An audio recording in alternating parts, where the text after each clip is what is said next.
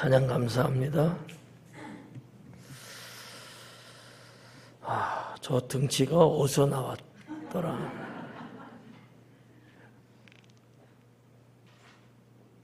어떻게 엄마하고 특송하니까 좋지? 그렇습니다. 내년에 결혼할 거지? 예, 맞습니다. 그 전에 한 번 더 해라.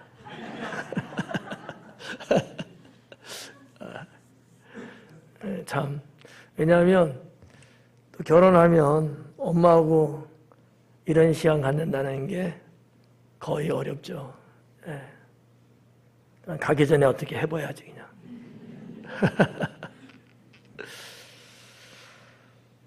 오늘 5장 마지막 부분 강해는 하나님의 심판. 하나님 심판의 말씀으로 처음부터 끝까지 다 심판에 대한 말씀인데 어떻게 들으실래요? 아니면 심판이니까 그냥 한 걸로 치고 그냥 넘어갈까요? 죽을 건데?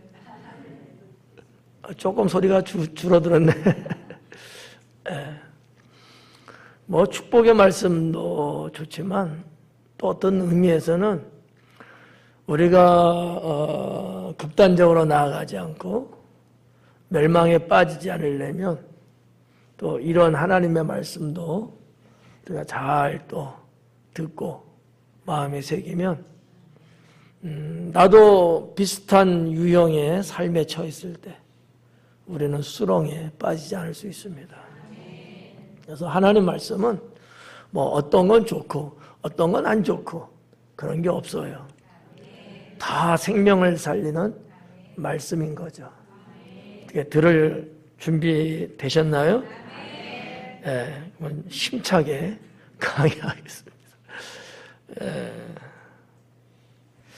자, 24절에 보니까 이로 말미암아 그래요. 이로 말미암아라는 얘기는 우리가 지난번에 봤던 화해에 대한 것이 화로다라는 것이 6번 나왔잖아요. 그보다 훨씬 전에 2번 했고 지난번에 4가지를 했어요.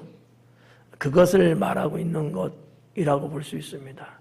그거로 말미암아, 이로 말미암아 불꽃이 구루터기를 삼킴같이. 자, 여기서부터 이제 심판에 대한 말씀이 나오는데 유대 백성들이 앞절까지에 기록되어 있는 그런 죄악으로 말미암아 그 죄 때문에 하나님이 심판하게 됐다 이거죠. 하나님이 무턱대고 심판하시는 분은 아니잖아요. 길이 참으시고 기다리시고 또 말씀으로 권면하시고 종용하시고 그럼에도 불구하고 주님 앞에 나아가지 않는 그리고 상대적으로 잘못된 인생을 가기 때문에 하나님은 육신을 쳐서라도 그 영혼은 살리려고 하시는 사랑인 거예요. 여러분 영혼이 사실래요? 육이 사실래요? 그러면 육이 잘못하면 좀 맞아도 되겠네.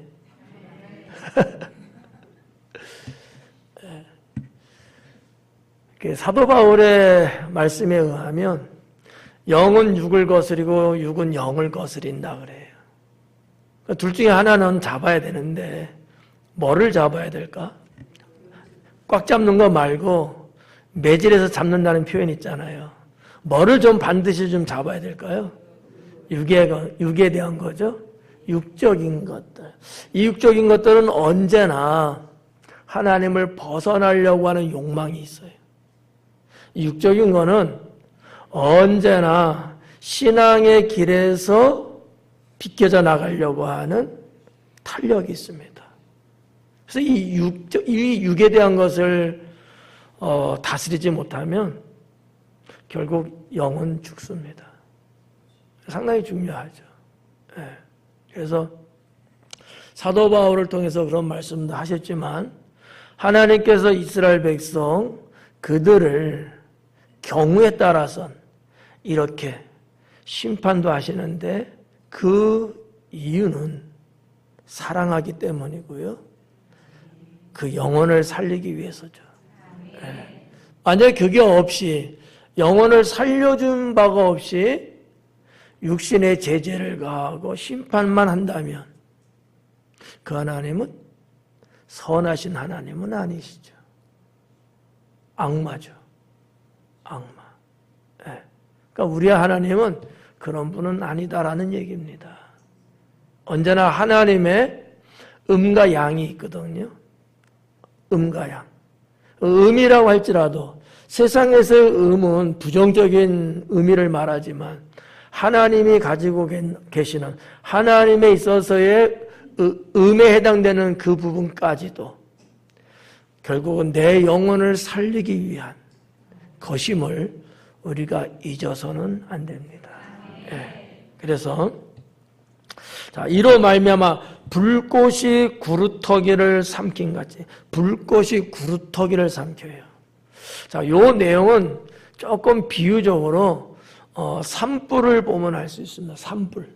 산불 나는 경우를 여러분 멀리서 본 경험들은 있으시죠?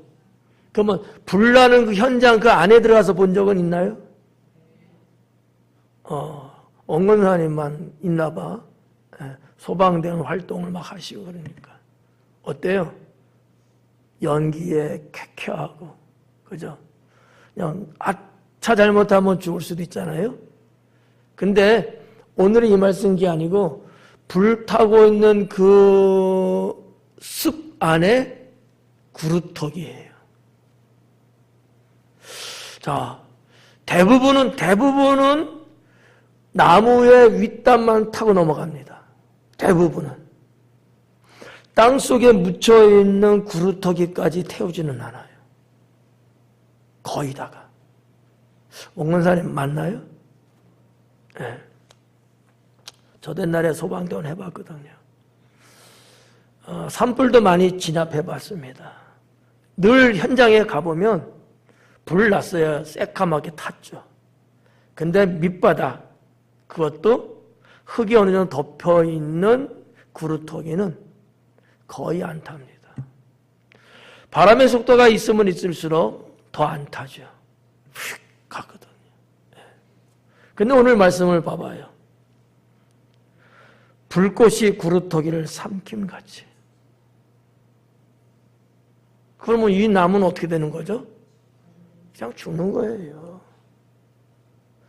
산에 불이 나서 산불이 나가고 새까맣게 태웠어도 시간이 좀 지나면 그 또 땅에서 소생하는 나무, 식물 있을까 없을까요? 있잖아요. 근데 오늘 말씀 24절로만 보면 그게 불가능한 거예요. 불꽃이 구루터기를 삼킨다는 얘기잖아. 이건 다 죽였다는 얘기잖아요. 그렇게 하나님이 심판하겠다.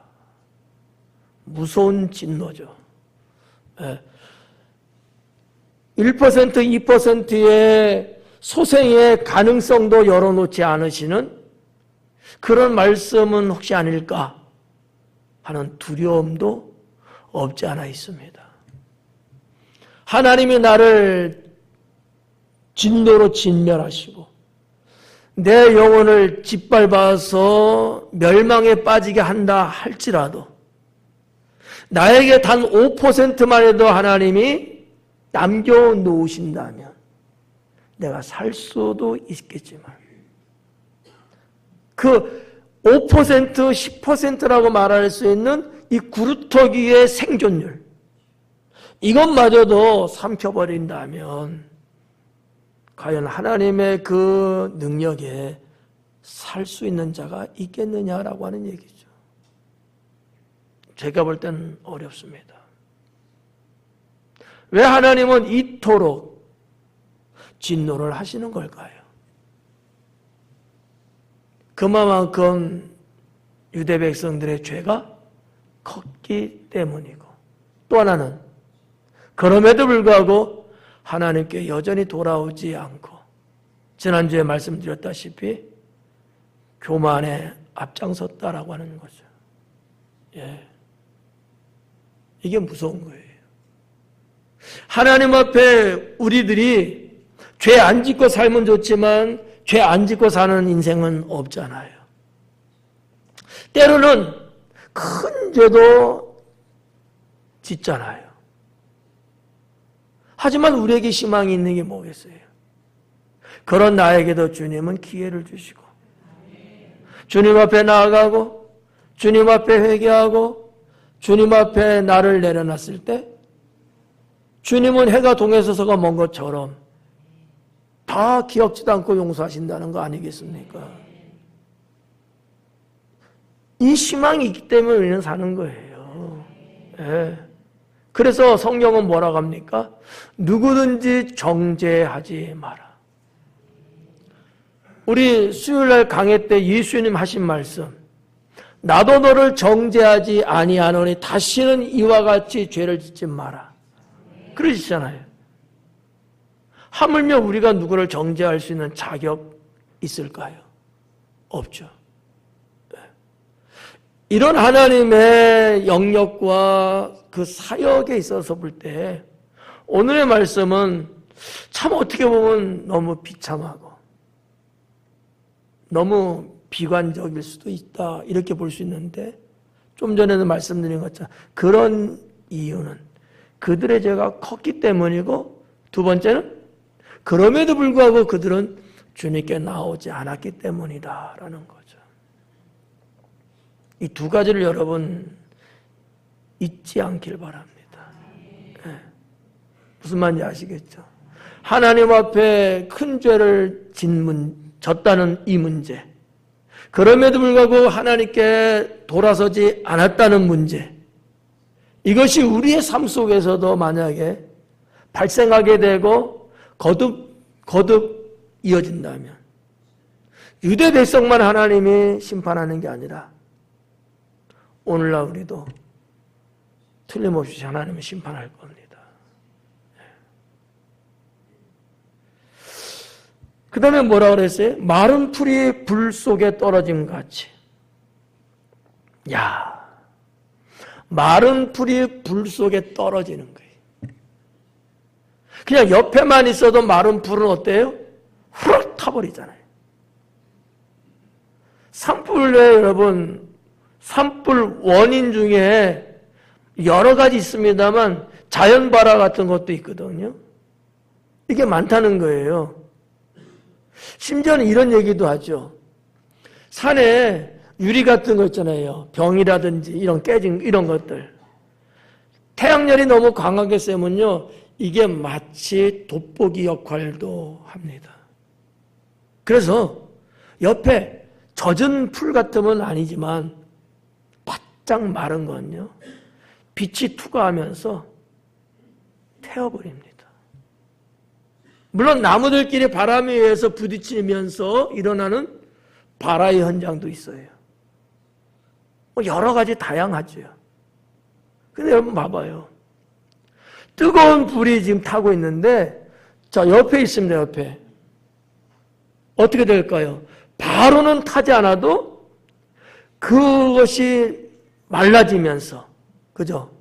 말라지면서 조금 더 시간 가면 어떻게 될까요? 불타겠죠. 오늘 말씀은 그게 아닌 거예요. 타는 불꽃 위에 마른 잎이 떨어지는 거예요. 안 탈까요? 이거는 순식간에 타버립니다. 예. 요즘 젊은 분들이야 뭐 그런 게 거의 없을 것 같은데 옛날에는 말이죠. 좀 친구들하고 놀면서 추우면 어쩌면 뭐 이런 등등을 해갖고 그렇게 할 때가 있어요. 불이 타고 있는데 나뭇잎 이런 것들, 풀 이런 걸 이렇게 해갖고 그게다 딱 얹히잖아요. 어때요? 금방 타버리죠.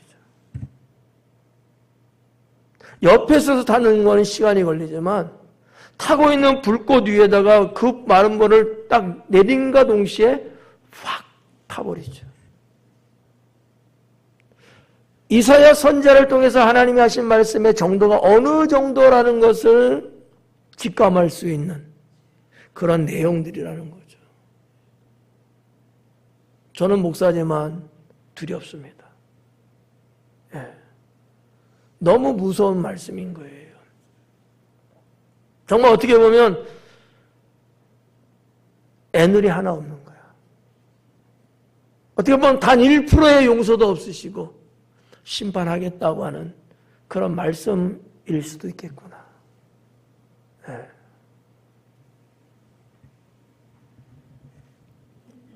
여기 있는 이 내용을 보면, 자, 문장 그대로 제가 이제 말씀을 드린 겁니다. 근데 이 내용이 조금 예언이면서도 역사적인 게 좀 있지 않을까라는 생각을 해봅니다. 무슨 얘기냐면, 두 가지 유형으로 지금 말씀하고 있잖아요. 뭐라 그랬어요? 불꽃이 구루터기를 삼키고요. 타는 불꽃 위에 마른 불이 떨어지는 거예요. 그래서 그 뿌리가 썩겠대요. 죽음이죠. 자, 이것을 봤을 때 한 두 가지 정도. 하나는 첫 번째예요. 불꽃이 구루터기를 삼켜요.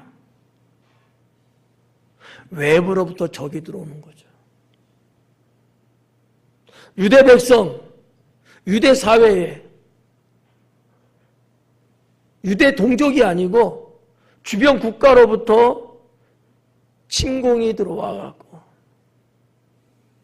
죽음을 맞이하게 한다는 거예요.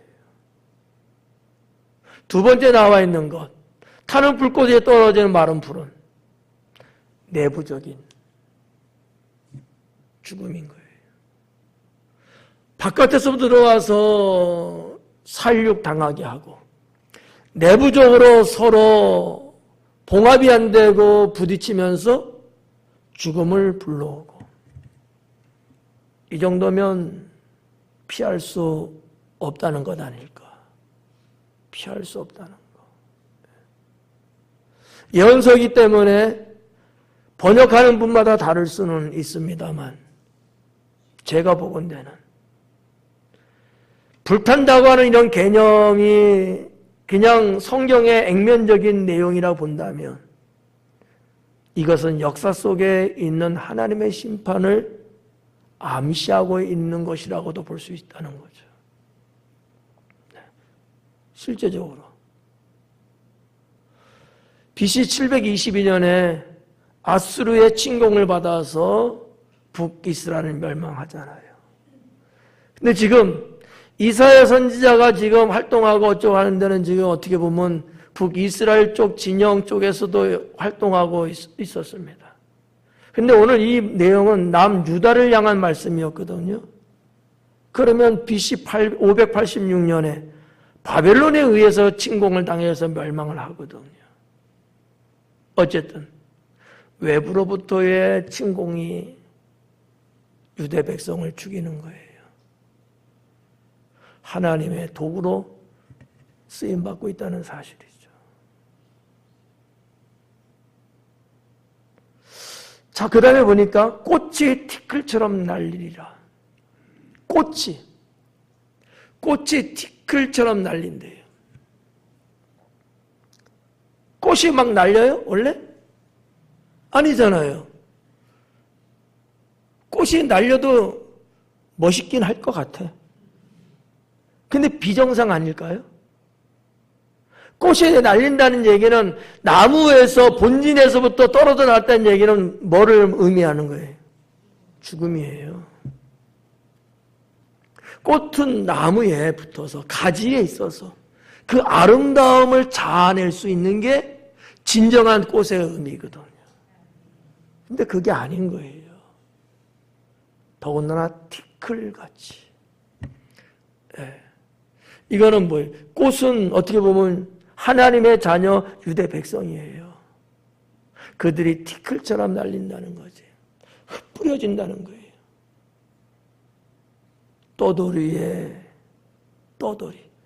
떠돌이의 인생을 하나님이 예언하고 있는 것은 아닐까. 정말 그 말씀대로 역사를 우리가 알잖아요. 이스라엘 백성들은 포로 정도뿐만 아니라 떠돌이의 삶을 삽니다. 떠돌이의 삶. 무서운 거 아닌가요? 세계 역사를 보면 이스라엘 역사가 나오거든요. 나라 잃은 그런 세월. 물론 예수님 당시 그때도 사실은 이스라엘 내 나라지만 로마가 지배했던 시대. 그 이전에는 자기 나라인데도 불구하고 강대국에 의해서 침략당하고 그랬던 시절.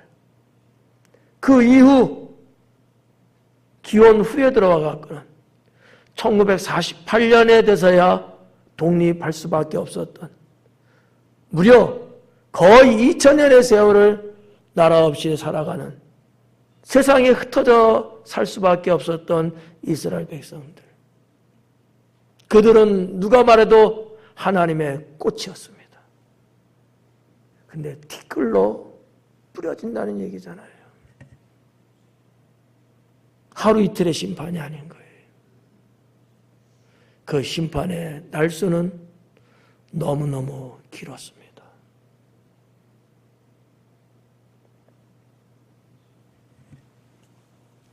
왜 이와 같은 일들이 있었을까?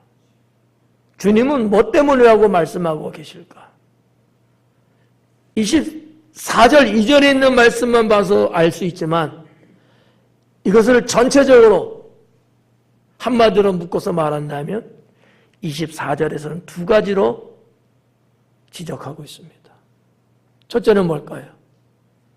하나님의 율법을 거절했다는 거예요. 여호와의 율법을 버리며. 써있죠, 그렇게? 여호와의 율법을 버렸다 이거예요. 이 버렸다라고 번역된 이 말의 원어적인 뜻은 강하게 거절했다라는 뜻입니다. 율법이 뭡니까? 하나님이 그의 백성을 흐트러지지 않고 정말 하나님 자녀답게 살아갈 수 있도록 나름대로의 삶의 가이드라인을 쳐준 거예요. 이런 건 해서 안 된다. 이렇게 살자. 그래야 내가 너희들 복을 주지. 하면서 나 스스로는 제대로 된 인생을 살 수가 없어요. 왜? 눈에 보여지는 바가 없기 때문이죠. 우리 운전들 합니다마는 차선이 그려졌지 않은 도로를 달릴 때 똑바로 갈 수 있나요? 못 가요. 나는 분명히 핸들을 똑바로 잡고 가는 것 같지만 어딘가 모르게 옆으로 갑니다.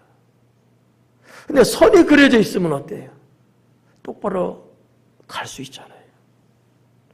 어떤 의미에서 하나님 율법 말씀은 우리 인생의 가이드라인이라고 저는 생각합니다. 생명에서 벗어나지 않을 수 있게끔 만들어주신 사랑인 거예요. 그런데 이것을 당시 유대 백성들은 거절을 했는데 그것도 아주 강하게 거절한 거예요. 이게 심판의 이유다라고 하는 것이죠. 두 번째는 뭘까요? 뭐라고 써 있어요? 이스라엘의 거룩하신 이의 말씀을 멸시하였음이라. 이스라엘의 거룩한 이의 말씀이에요.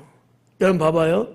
앞부분은 여호와의 율법 이렇게 표현했고 뒷부분은 이스라엘의 거룩하신 이의 이스라엘의 거룩하신 이 이스라엘의 거룩하신 그가 누군데? 여호와예요.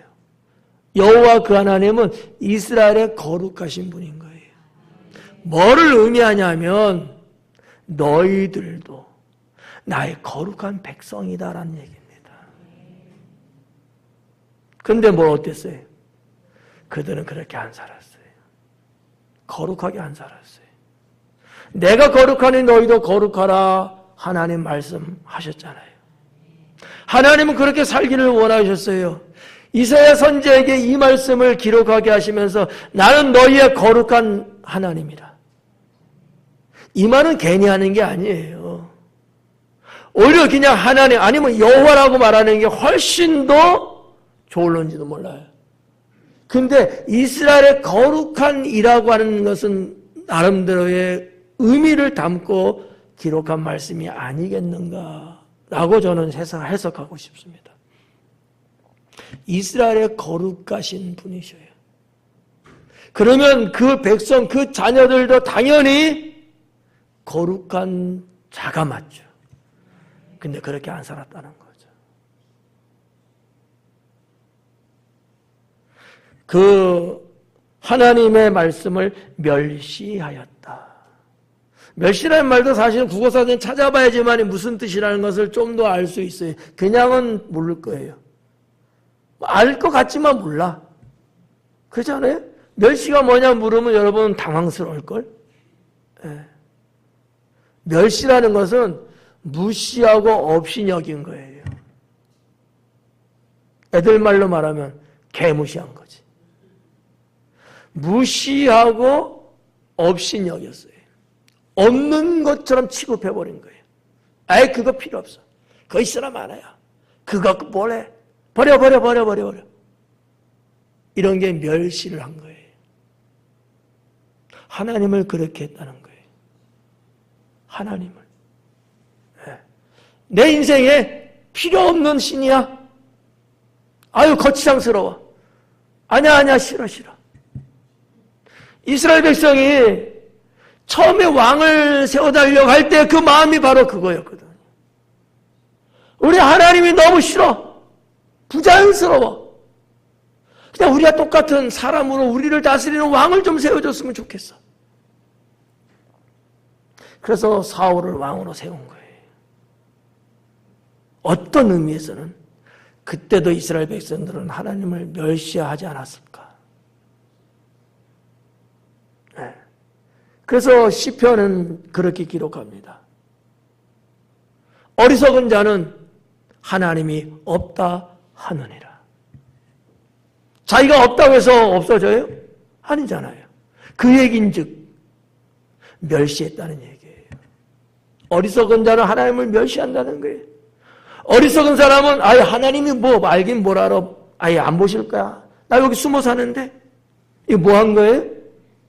멸시한 거예요. 어때요 여러분? 그렇게 사는 건 아니겠지만 그렇게 살고 계시죠. 내가 그렇게 살려고 하는 건 아니지만 나도 모르게 하나님 없는 사람처럼 살고 계신 것은 아닐런지요. 어때요? 여러분의 삶 속에 하나님 계셔야 안 계셔요? 계시죠. 근데 때로는 우리는 하나님이 안 계신 사람처럼, 나는 하나님과 무관한 사람처럼 아무렇게나 함부로 생각하고 말하고 살고 있는 것은 아닐런지요. 말씀을 통해서 그런 부분들을 점검해 보는 거예요. 그 옛날에 그 사람들에게만 해당되는 말씀은 아니잖아요. 오늘 나에게도 해당되는 말씀이 될 수 있잖아요. 내가 하나님을 잘 믿는다고 하면서도 나도 모르게 나도 하나님을 멸시하며 산 적이 있을 거예요. 하지만 한 번도 그걸 놓고 회개기도 해본 적 없을 것 같아요. 오늘 말씀을 통하여서 알게 됐으니까 기억이 떠오르신다면 회개하는 시간을 가져보는 것도 결코 나쁘지 않습니다. 그것이 내 영혼에 암으로 지금 자리 잡고 있는지도 몰라요. 잘하고 사는 것 같은데 주님의 이름은 누구보다도 더 앞장섰는데 내가 모든 것들을 다 믿음으로 한다고 고백하고 그랬는데 그럼에도 불구하고 때로는 내 인생에 암에 걸린 사람처럼 뭔가 딱 짚히는 게 있을런지도 몰라요. 오늘 이 말씀이 어느 누구에게는 자기를 성찰할 수 있는, 그리고 나의 영적인 문제가 무엇인가를 찾을 수 있는 기회가 될는지도 모릅니다.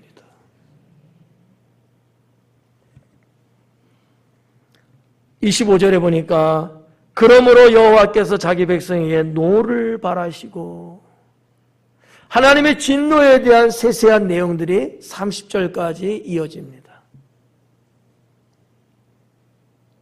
그래도 들으실래요?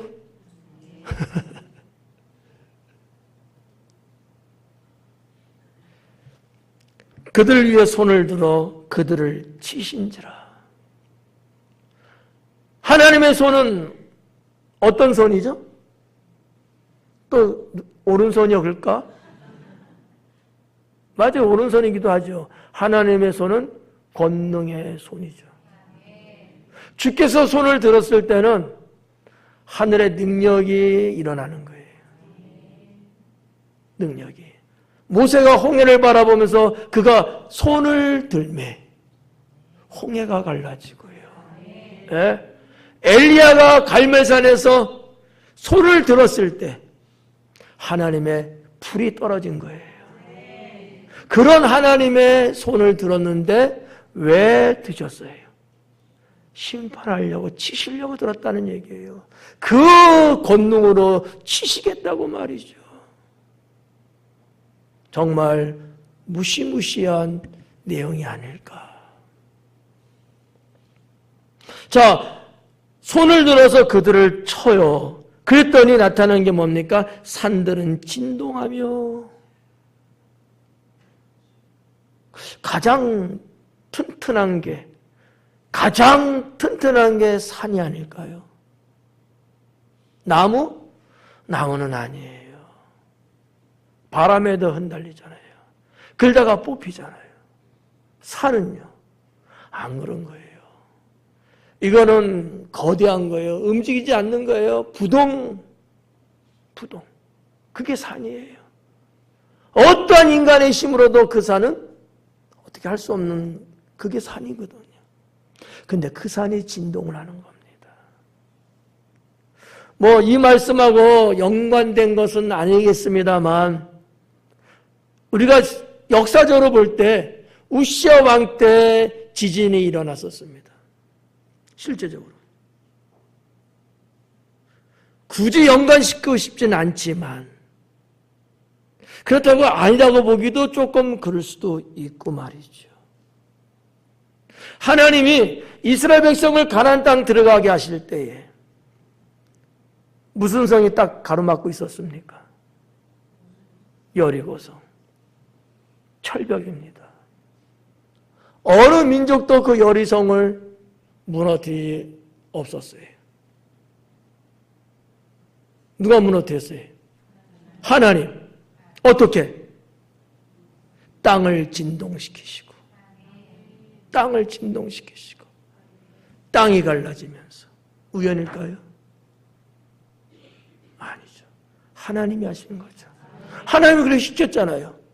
하루에 한 번씩 돌고, 마지막 날 7바퀴를 돌고, 고함을 지르고, 그때 여리고성은 와르르 무너집니다. 이게 우연일까요? 아니잖아요. 여기 지금 산을 진동시키는 거예요, 산을. 그래서 어느 과학자들은 지진이 있었나 봐, 이렇게 이야기하는 분도 있어요. 성경에 기록되어 있으니까, 그걸 역사를 쫙 살펴보니까 정말 그 시대 우시아 왕 때에 지진이 있었다고 하는 거예요. 그게 그걸 거야. 그렇다 치더라도 그것이 딱 맞아 떨어졌을까요? 성도 여러분, 그렇게도 해석해 볼 만도 하지만 저는 그것보다는 하나님의 심판의 권능이 얼마나 크길래 산이 진동하느냐라는 거죠.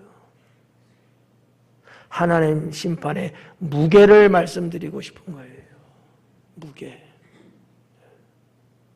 우리가 감히 피할 수도 없고 대적할 수도 없는 그 하나님의 무게. 우리는 티끌 같은 존재 아니겠습니까? 티끌. 뭔 힘이 있겠어요? 그럼에도 불구하고 하나님께 교만하고 불순종하고 그들의 시체는 거리 가운데 분토같이 되었도다.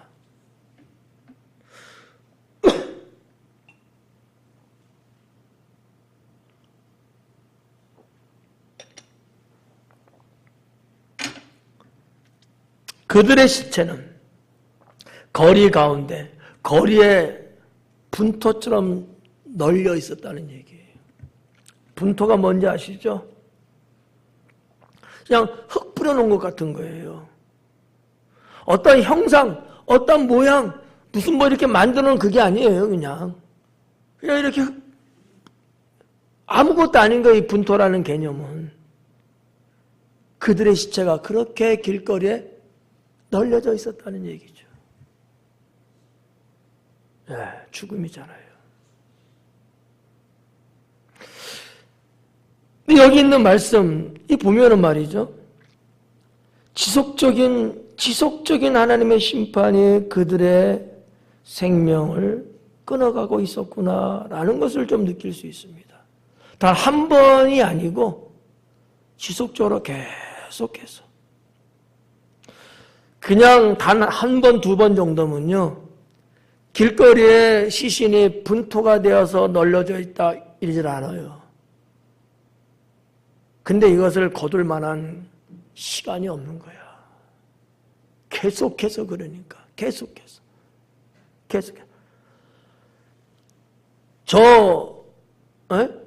군대 일진이 들어와서 짓밟고 죽이더니만 바로 또 이진이 들어와서 또 짓밟고 죽이고 삼진이 들어와서 또 짓밟고 죽이고 계속해서 하염없이 적들이 들어와갖고 죽여가고 있는 거예요. 그런 의미가 이 말씀 안에는 역사적으로 담겨져 있다라는 얘기죠.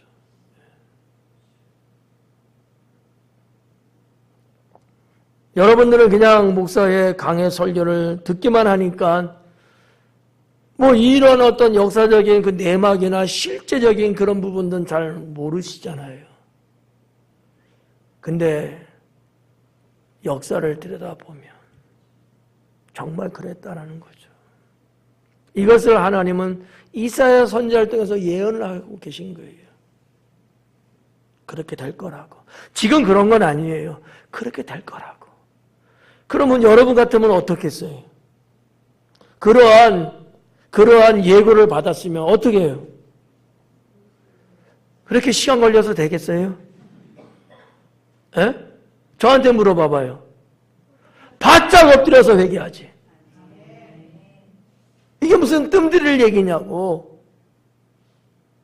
아니 그들이 하나님을 몰라요?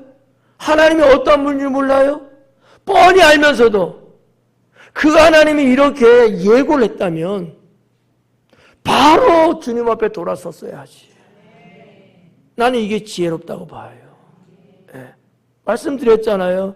우리는 잘하다가도 잘못할 때 있습니다. 네. 선한 일을 하다가도 때로는 나도 모르게 악해질 때가 있어요. 없다 그러면 거짓말이죠. 하지만 주님의 이런 부르심이 있을 때에는 주님 앞에 내려놔야죠. 내려놔야죠. 그게 살 길 아니겠습니까? 네. 봐봐요. 분토같이 되었대요. 그럴지라도 그의 노가 돌아서지 아니하였고. 이 정도면요. 완전 황폐해진 겁니다.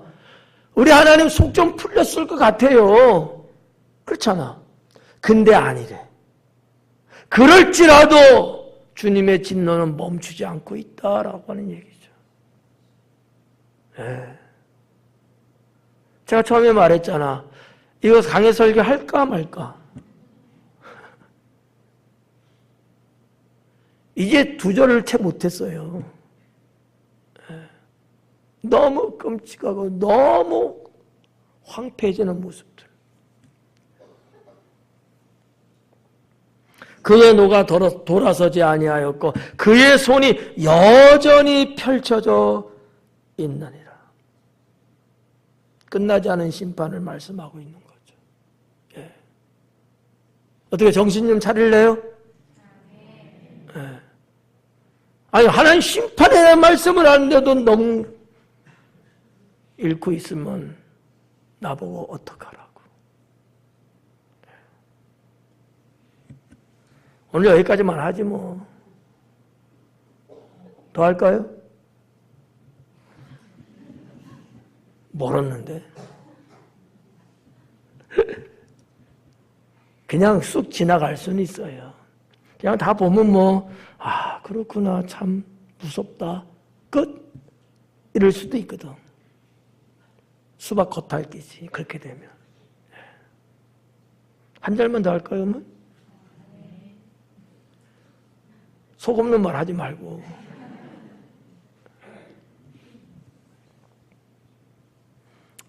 한 절만 더 해요, 그러면. 26절. 또 그가 기치를 세우시고 먼 나라들을 불러 땅 끝에서부터 자기에게로 오게 하실 것이라. 보라, 그들이 빨리 달려올 것이로다. 제가 앞부분에서 설명할 때 드린 말씀이죠. 네. 그가 기치라고 번역됐어요. 옛날에는 기라고 번역됐는데 깃발을 말하는 겁니다. 높은 장대 있잖아요. 그래갖고 위에 뭐 빨간색이든 파란색이든 모르겠지만 높은 장대 쫙 올려갖고 표시하는 거 있잖아요. 기. 예, 그걸 말하는 거예요. 언어는 그렇게 돼 있어요. 기치하니까 좀 이상하잖아. 예. 잘못 번역할 수도 있거든. 한자적으로. 깃발을 말해요. 신호를 알려주는 깃발을 옛날에 많이 썼거든요. 뭐 현대사회야 뭐 없지만 고대사회는 그런 부분이 있잖아요. 그거 좀 재래식이긴 하지만 뭐 요즘 군은 어떤지 모르겠네. 제 군 생활할 때는 이렇게 숲속에 이런 데 보면 깃발을 꽂아놔요. 깃발을. 위험한 지역 표시하려고. 그죠? 그리고 부대마다 부대기 있잖아요.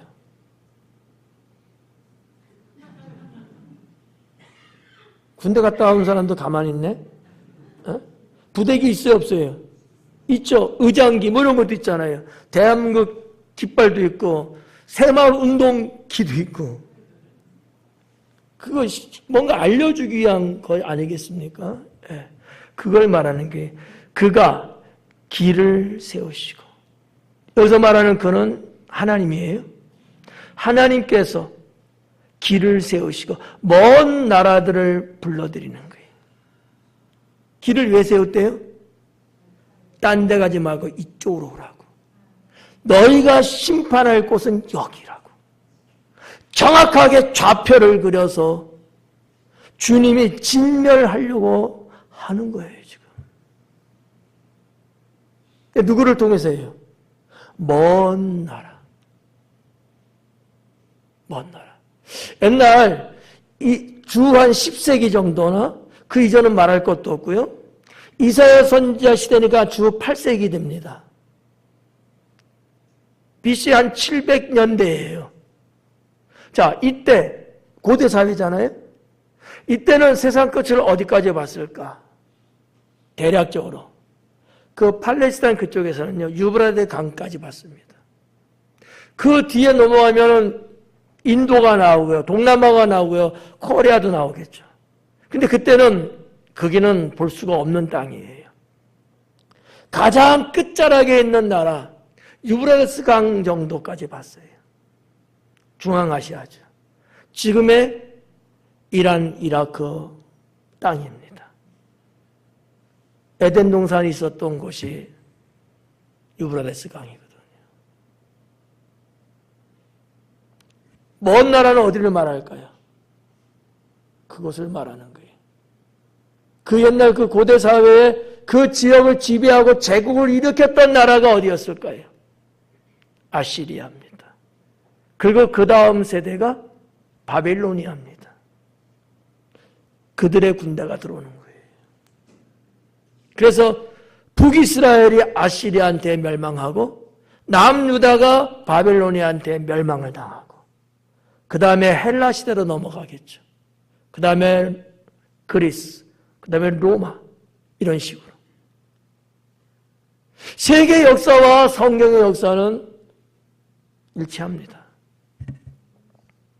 기록에 조금 연대가 정확하게 기록되지 않은 것들은 어쩔 수 없지만 사건들을 보면은 그래요. 하나님이 길을 높이 세우시고 먼 나라들을 불러들이는 거예요. 땅끝에서부터 자기애로 오게 하실 것이라. 그 땅끝이 어딜까?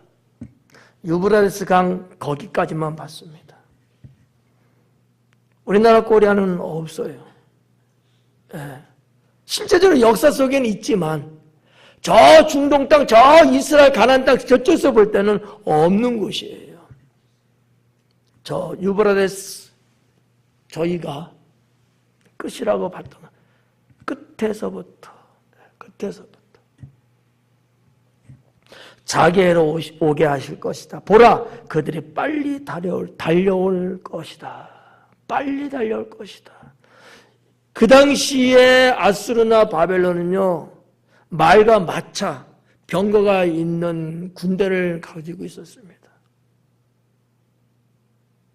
엄청난 속도로, 아마 제가 정확하게는 몰라요. 재본 적은 없으니까. 지금도 그 땅에서 이스라엘로 오려면 많은 시간 걸리겠죠. 세상 말로 이역만리 그렇게 말하듯이 말이죠. 그런데 실제적으로 역사에 보면 대제국을 이뤘던 시대, 아시리아, 바벨로니아, 메데와 파사의 시대를 거쳐서 헬라와 로마 시대로 내려오는 그럴 때 그 지역, 그 광활한 그 지역, 거기서 엄청나는 속도로 침공에 들어옵니다. 네. 그게 역사예요. 하나님은 이사야 선지자를 통해서 이거를 예언하시고 내 백성이 내게로 돌아오기를 그래도 기다리지 않았을까. 그런데 그들은 그러질 않았어요. 여기까지만 합시다. 30절까지 가려면 7시 30분까지는 가야 돼요. 좋아할 사람 아무도 없을 것 같고. 네. 어떻게 오늘 말씀이 좀 이해가 되고 여러분 마음에 좀 와닿나요? 어떻게 살아야 돼요? 예? 잘 살아야 돼요? 그 말로 뚱치는 거죠? 거룩하신 하나님을 믿는 우리는 거룩하게 살아야 된다. 거룩하게 살아야 된다. 잘 믿는다는 것 갖고는 제가 볼 땐 좀 부족해요. 오늘 말씀에 입각해서는 나도 주님 따라 거룩하게 살아야 되겠다. 할렐루야. 기도하겠습니다.